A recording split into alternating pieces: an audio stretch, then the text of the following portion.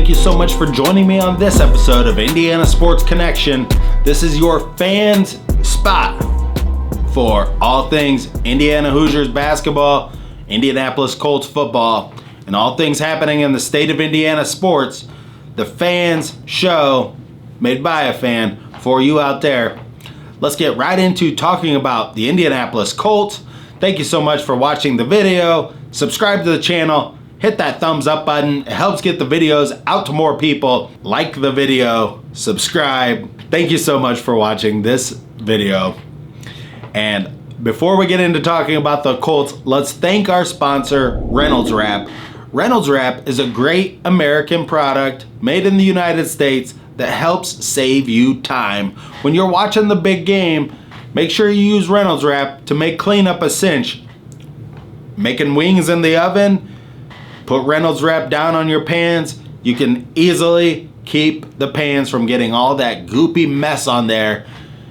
Wrap it up in the Reynolds Wrap, throw it in the trash can, get right back to the couch after halftime by using Reynolds Wrap, saving you time. A great American product and company, Reynolds Wrap. Thank you so much to them for sponsoring this video. So let's get right into talking about the Indianapolis Colts. We're going to talk about all of Gardner Minshew's turnovers in this game. We're going to talk a little bit about the Indiana Hoosiers basketball team and Liam McNeely Mike Woodson got to commit to Indiana over the weekend. What an awful weekend it was for all of football in Indiana. The Indiana Hoosiers football team got beat by Michigan. If you were like me, you took a picture of the score when it was 7-0, and then you turned the TV off and walked away because they got absolutely annihilated by Michigan. Ball State got beat by Toledo. Indiana State got killed by somebody like Middle Tennessee State. And also Purdue got killed by Ohio State. And then we got to watch the Colts get beat by the Jaguars on Sunday. So a tough weekend in the state of Indiana. What had that Colts game had me peeking at the basketball schedule, which starts on, I believe, November 7th. The IU team will be out there playing their first exhibition. But let's talk about some of the turnovers that Gardner Minshew made in this game. Now, the very first turnover that really started getting the game going on the wrong course for the Indianapolis Colts was the missed block that Ryman had on Josh Allen. That is the one that you can say was not Gardner Minshew's fault. Allen got low and he just tilted and got around the edge and got right in on Minshew. Minshew does have to make sure he holds onto the ball in that scenario because you got to hold on to the ball in that scenario. Matt Ryan, that drove me crazy. Like, you get sacked, but don't fumble too. I mean, it happens. That's his second missed strip sack fumble, so he's got to hang on to the ball because he's going to be playing against the Browns this next week. And all of these really good teams, really all the teams have a really good pass rusher. The really bad teams don't, but most teams have a premier pass rusher these days in the NFL. It's one of the most important positions besides quarterback. So the first one, can't really blame that on Minshew. Ryman, that's a tough being on a one-on-one spot with him, especially with Minshew kind of holding the ball in the pocket a little bit right there. That's a tough spot for him. The first interception was just an airmailed throw that kind of like got away from him.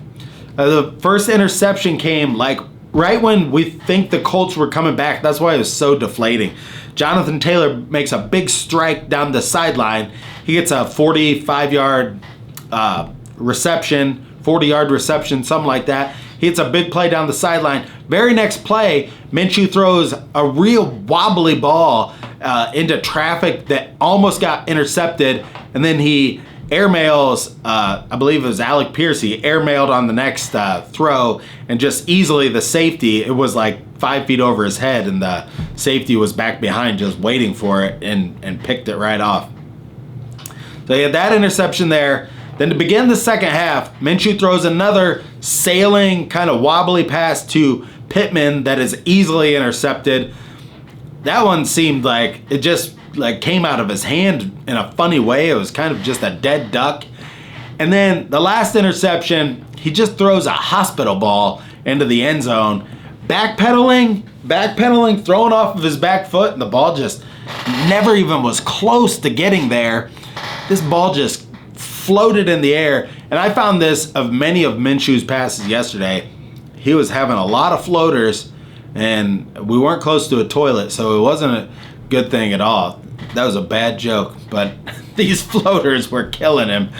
A couple of these balls were staying in the air forever and giving the defenders a chance to just get after it.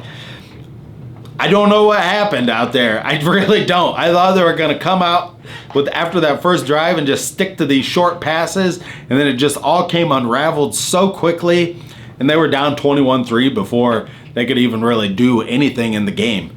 So one thing to look at going forward, Taylor caught 5 passes for 45 yards in this game.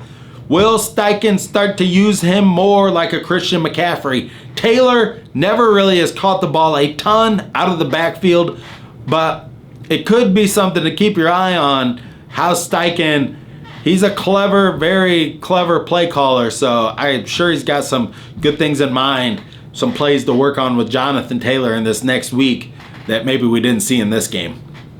The other thing I would say, later on in the game, Minshew had some anticipation throws that he threw down the field to Will Mallory and to Michael Pittman. They're going to need more of that against the Browns this next week. Some anticipation throws where you're going to throw the ball 40 yards down the field or throw one deep, but it's just like a quick, like 2-3 step drop where you just kind of throw it up on the sideline, give your receiver a chance to run under it, and only give your receiver a chance to catch it.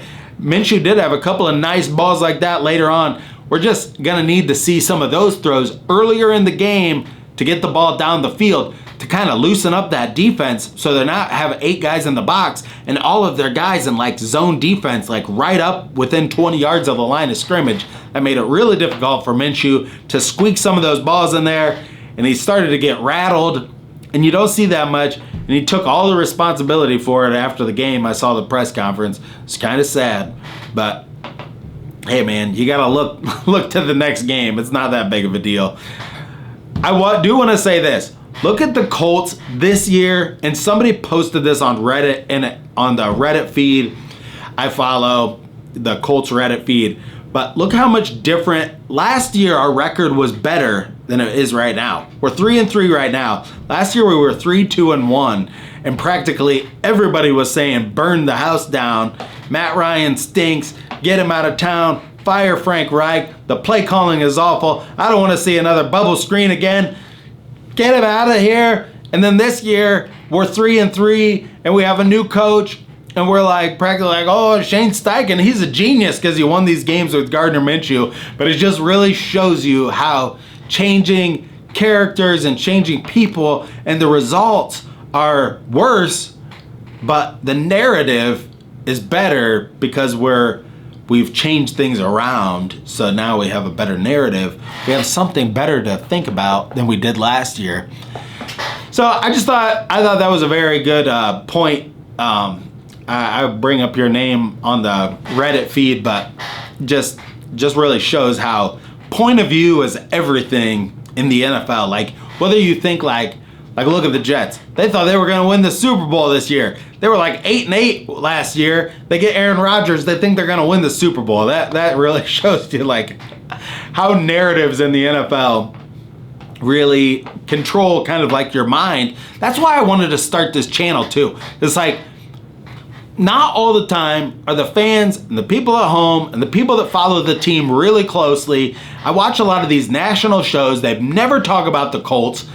And then when they do talk about the Colts, sometimes I'm like, that's not right. Like, you obviously weren't watching the team that close if you said that. And that's what you get when you watch those shows like CBS and Fox and stuff like that. They don't watch the Colts that closely because it'd be impossible to watch all of these games like super close. You'd be watching 2 games every day of the week. But Anthony Richardson strongly considering season-ending surgery. They're going to do what is right for Anthony Richardson in this situation. We need to get this guy healthy. We need to get this guy back out on the field, whether it's this year or it's starting in 2024. I hope this gives him some time like Jalen Hurts had when he had an injury to build up his body. This guy, even though it's a shoulder injury, he needs to be working on leg workouts and anything he can do to keep his physical conditioning up, because that's what he's going to have to build his body. Even though he's a big guy, Anthony Richardson, you don't really get that man strength until you're, in your mid to late 20s. You just kind of, no matter what, he's going to fill out, and he's going to be a big dude to take down going forward. So he needs to build that body up so he can come back to the team stronger, and he can run those run plays and not get injured and learn how to fall in a little bit more of a graceful way. And that's going to help out the Colts. But let's talk about Liam McNeely.